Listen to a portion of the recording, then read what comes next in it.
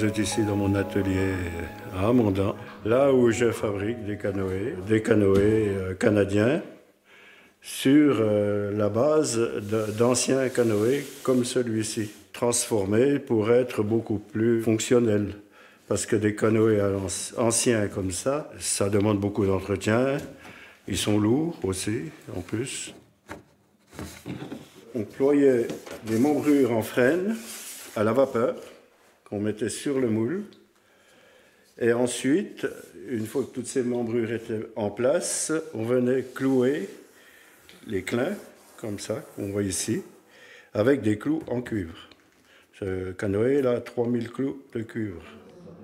Ce que j'ai inventé, c'est que je voulais déjà supprimer ces membrures. Donc on a la première couche d'acajou qui sera mise bord à bord, comme ça, bien comme il faut. La deuxième couche qui remplace les membrures qu'on voit dans les canoës.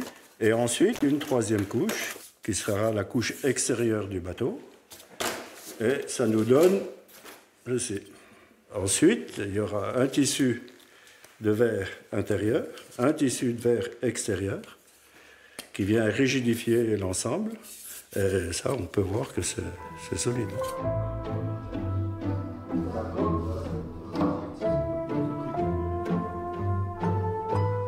Si on pagaie bien, on peut effectivement descendre la Loue, par exemple, quoi.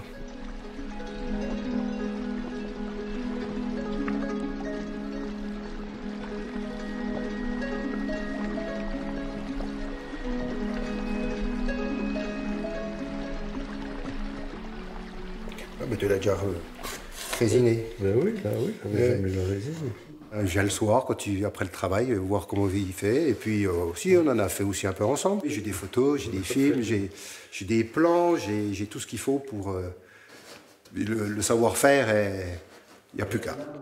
Pour ça, oui, j'ai fabriqué un bâtiment. Le bois, c'est un bois local qui est venu pour faire toute la charpente. Donc tout ce qui était fenêtre où les gens se débarrassaient, hop, je récupérais. J'ai récupéré un chantier de tuiles, j'ai mis du panneau solaire, du photovoltaïque. Ce bâtiment qui est exposé exprès plein sud pour qu'il puisse bénéficier de toute cette énergie. On a une belle vue sur la nature et puis ça nous permet de passer des bons moments. Entre ces murs-là, moi je viens travailler des choses très compliquées. J'adore quand c'est compliqué.